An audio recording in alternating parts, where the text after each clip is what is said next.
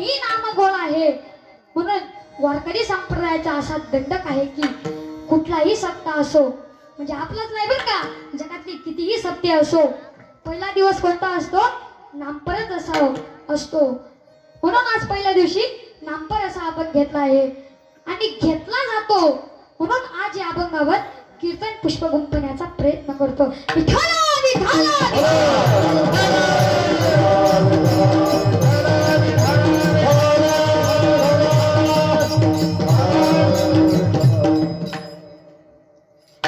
सालाबादप्रमाणे चालत असलेला अखंड हरिनाम सप्ताह किम निमित्ताने आहे?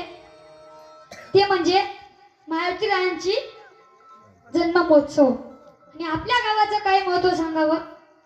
दरवर्षी मोठ्या थाटामाटात साजरा करतात. आपल्या गावाचं महत्व सांगण्यासाठी कितीतरी कमीच आहे. आपल्या गावकरी सप्ताह मंडळीने अतिशय सुंदर असं वातावरणामध्ये सप्त्याचं नियोजन केलेलं आहे. काय मंडप, काय ती लाइटिंग महाराज, आणि काय ते पताके, एकदम सगळं ओके मध्ये. आणि आपले पेटीवादक बी खूप अतिशय सुंदर आहेत. आपले महाराज रोहिदास महाराज खूप अतिशय सुंदर गायनाचार्य आहेत. आपले मृदंगाचार्य महाराज सुनील महाराज असतील, व याच्या अगोदर मृदंग वाजवायला बसले ते वेदांत महाराज, आमचे आदरणीय मित्र वेदांत महाराज सोनवले, हेही खूप अतिशय सुंदर वाजवतात. त्यांनी पंचपदी वाजवले आहे. आणि आपले बाबा असतील ज्ञानेश्वर महाराज शिरसाट, आणि सर्व बालगोपाळ किंवा टाळकरी मंडळी, गुरुवर्य सोपान महाराज शिरसाट, हेही माझ्या कीर्तनाला उपस्थिती राहिले. गावकरी मंडळीने सांगितले, महाराज तुम्हाला पण कीर्तनाला यावं लागेल. सोपान महाराजांनी नकार नाही दिला. येतो बा मी पण. सोपान महाराजही माझ्या कीर्तनाला उपस्थित आहे, ते माझेही मी आभार मानतो. व सर्व तुम्ही श्रोते आणि सर्व पाहुणे मंडळी, इकडून तिकडून आलेले, देशातून आलेले, कुठून बी येऊ द्या, गावातून येऊ, आपल्या गावातले असो का पलीकडच्या गावातले असो का आमण्याचे असो, कुठल्याही असो, सगळ्यांच्या चरणी नतमस्तक होऊन सेवेला सुरुवात. विठाला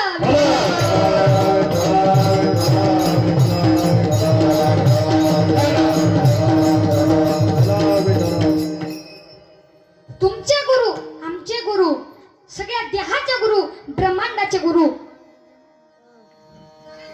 मृदुंगाचार्याचे गुरु, पेटी वादकाचे गुरु, जे तुम्ही व्हिडिओ काढतात ना त्याचेही गुरु, परत श्रोते मंडळी बसले त्यांचेही गुरु, व गायनाचार्य मंडळी, टाळकरी मंडळी, पखवाज मंडळी, सगळ्यांचे गुरु महाराज. झालाय आता कीर्तन सुरू. विठाला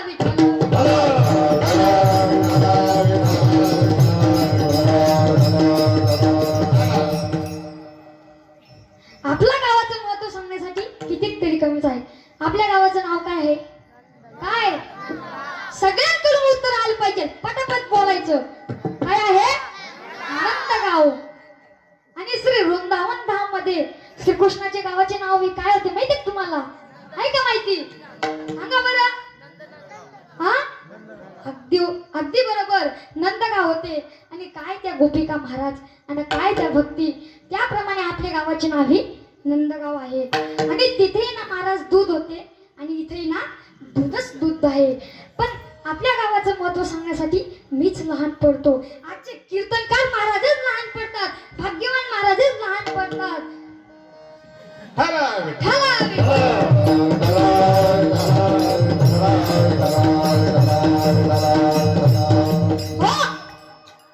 कसं आहे महाराज, लहान तोंडी मोठा घास नाही घ्यावा.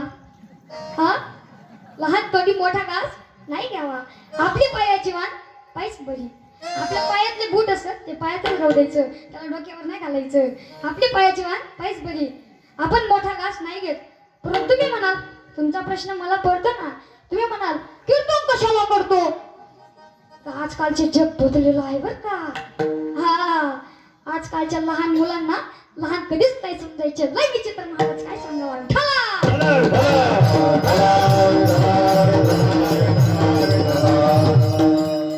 महाराज पूर्ण इतके चॅप्टर असतात, काय सांगावा. 2 पोरांना शाळेत यायला उशीर झाला. कशाला? बोला. शाळेत यायला मास्तरने विचारले, तुला का उशीर झाला? झाला. तो म्हणाला मास्तर माझा 2 रुपये हरवला, तो मी शोधत होतो. दुसऱ्याला विचारलं तुला का उशीर झाला? मास्तर साहेब मी त्याच्या 2 रुपयावर पाय देऊन उभा राहिलो होतो, त्या हल्ल्याशी मला येता येणार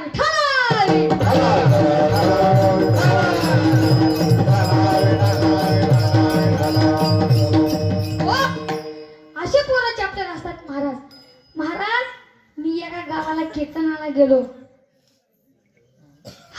हाती वाणीच ढेरी गप्पूच्या गप्पू पोरग माझ्या समोर रॅप फ्राय करत आलं.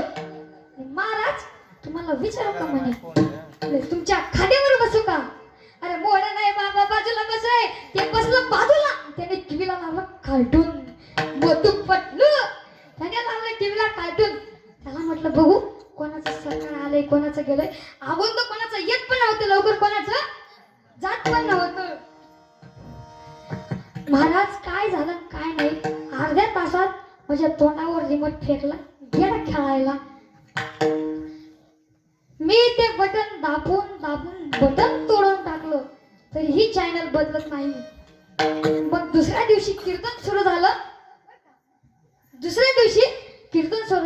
मला म्हणे महाराज हे पोरं कशी बसले? तसे म्हणायचे खाल्लंच नाही महाराज जय हरी. तर जय हरी चॅनल कसं काय बदलला? मला सीलच काढून नेली होती विठाला.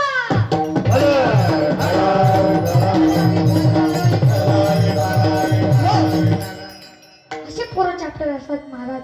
मग कीर्तन झालं. त्याची आई म्हणाली बाळा अरे कीर्तन झालं तू महाराजाचं दर्शन घे. अरे घे रे बाळा तू दर्शन घे. त्याची आई तो दर्शनच घेत नव्हता महाराज. त्याच्या आईने त्याला काठी आणून मारलं. इतकं मारलं महाराज त्या मंडपाच्या समोर तरी तो दर्शन घेत नाही. तो त्या आईला काय म्हणाला, हाय हम पुष्पाराज झुकेगा साला. असे पोरं विचित्र असतात महाराज. काय सांगावं.